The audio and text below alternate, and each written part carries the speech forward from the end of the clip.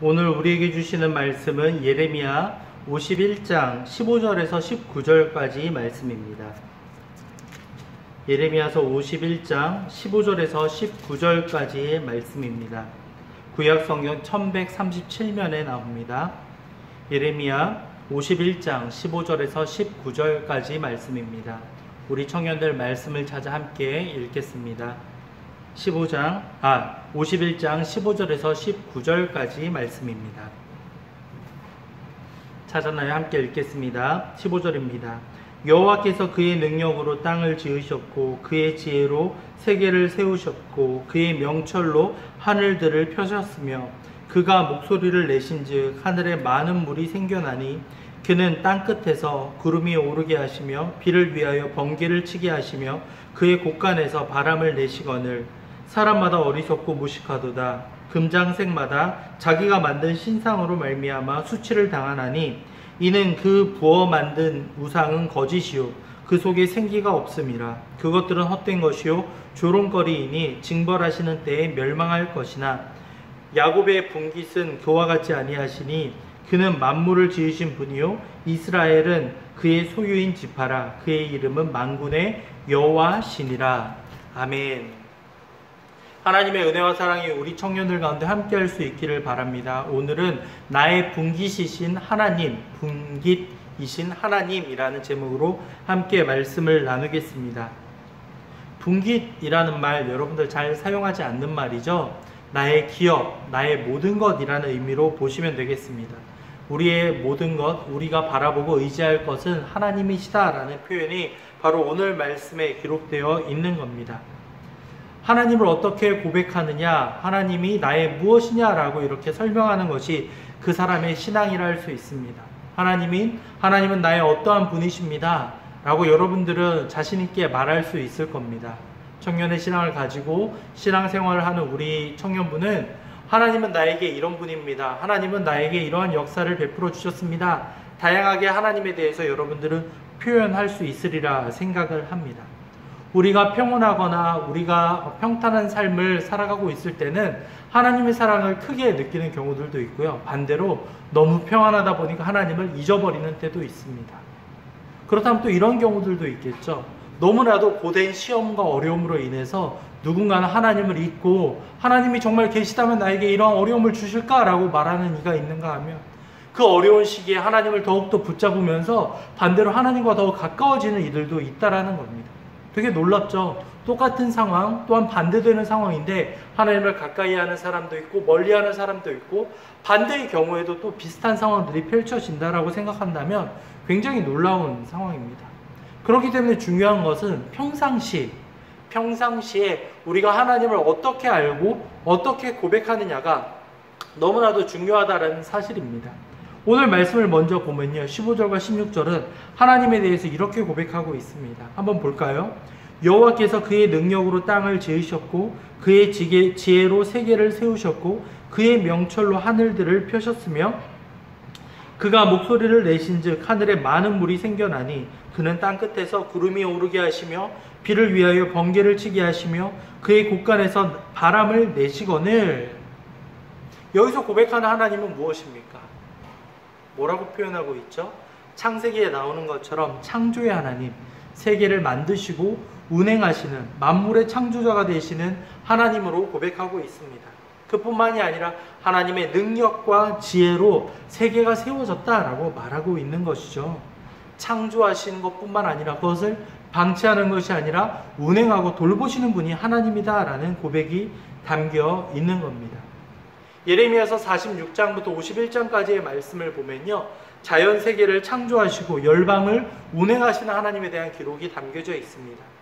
당시 잘 나가는 세상의 여러 나라들에 대해서 소개를 하면서 예루살렘과 그 유다 지역, 유다 나라 주변에 있던 나라들을 막 말하면서 그들이 하나님을 믿지 않기 때문에 공통적으로 멸망당한다라고 말씀하고 있고요.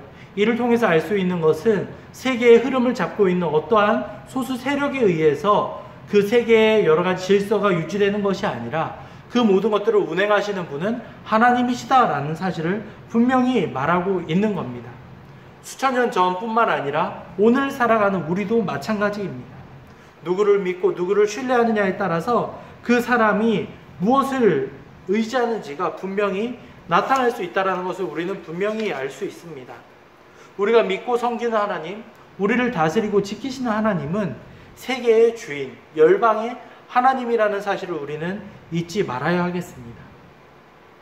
세계의 주인의 하나님이 있는가 하면 이를 믿지 않고 어리석게 살아가는 이들이 있다고 17절과 18절은 분명히 말하고 있습니다.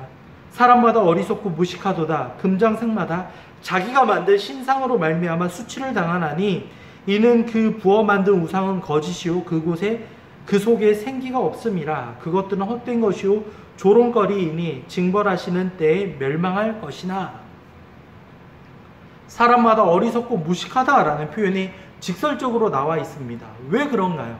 그 당시에 믿고 따르는 우상 숭배가 있었기 때문입니다. 자기가 믿는 신을 이렇게 보이는 형태로 만들어서 따르는 사람들을 향하여서 예레미야 선지자는 하나님의 예언을 그대로 전하고 있습니다. 그들은 어리석고 무식하다라고 말입니다.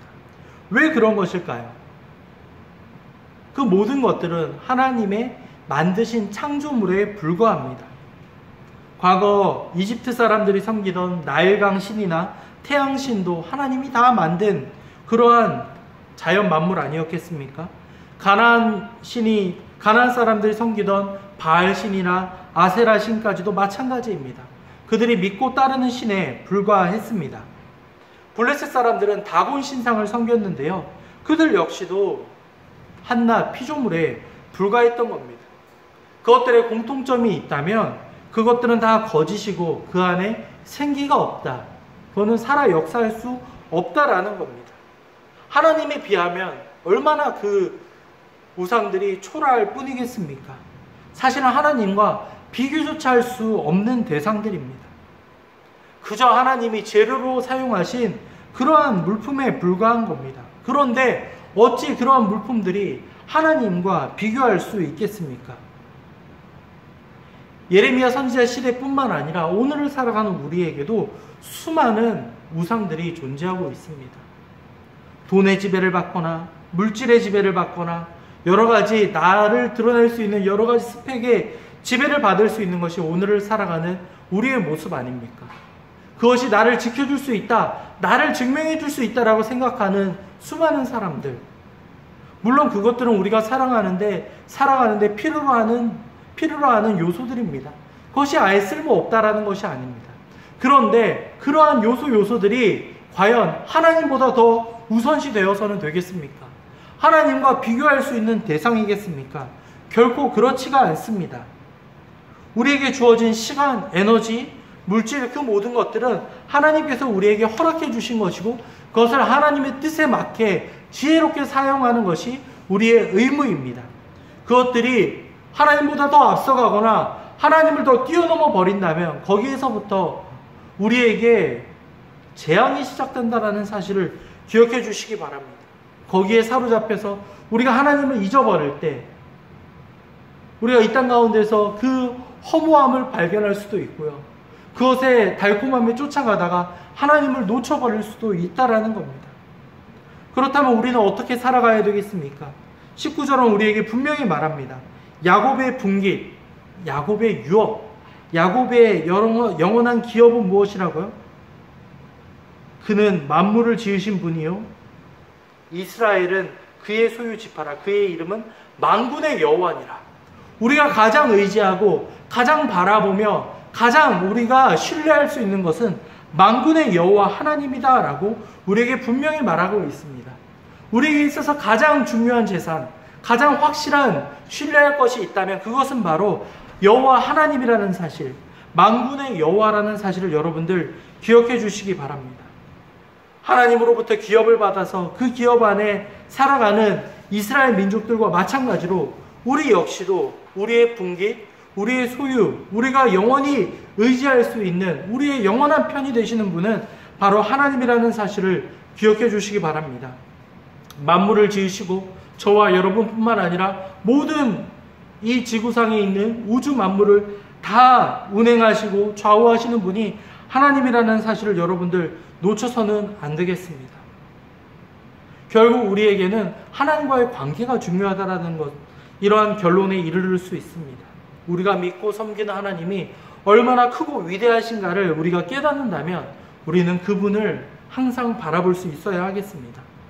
우리가 그분 안에 살아갈 때 우리가 가장 안전하다라는 사실을 여러분들 꼭 기억해 주시기 바랍니다. 영원하신 하나님을 바라볼 수 있는 우리 청년들이 될 수 있기를 간절히 소망합니다. 그분 한 분만으로 만족하는 삶, 그러한 삶을 살아갈 수 있는 우리 청년부가 될 수 있기를 간절히 소망합니다.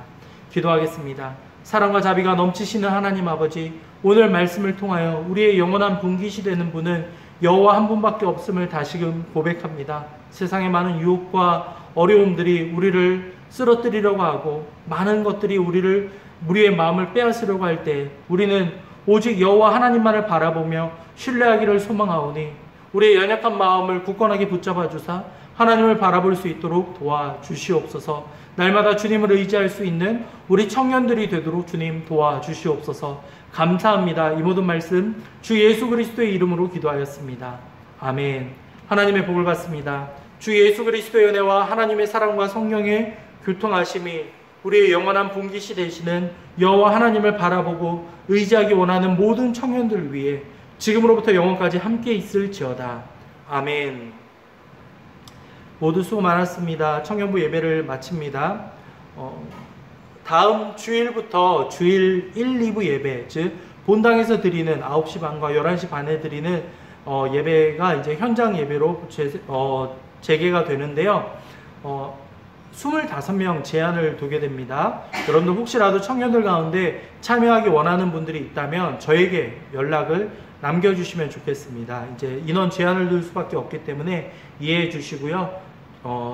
주일 1, 2부 예배, 본당에서 드리는 예배에 참여하고 싶다는 청년이 있다면 저에게 꼭 연락을 남겨주시고요. 아직 교육부서 예배는 이렇게 온라인으로 드릴 수밖에 없다는 점 이해해 주시기 바랍니다. 마지막 광고입니다. 그동안 함께 우리 청년부 생활했던 우리 정예준 청년, 예준 형제가 이제 지난 5월에 이제 공익근무를 마무리했고요. 이제 오늘 저녁에 이제 미국으로 다시 이제 대학 생활을 이어가기 위해서 이제 유학을 떠나게 됩니다. 우리 청년들 예준 형제 위해서 꼭 기도해 주시고 남은 유학 생활 잘 마무리할 수 있도록 건강하게 또한 또한 도착하고 다시 한국으로 올 수 있도록 여러분들 기억하고 기도해 주시기 바랍니다. 모두 수고 많았습니다. 청년부 예배를 마치겠습니다. 한 주간도 건강하게 지낼 수 있는 우리 청년들 되기 바랍니다. 예배를 마치겠습니다.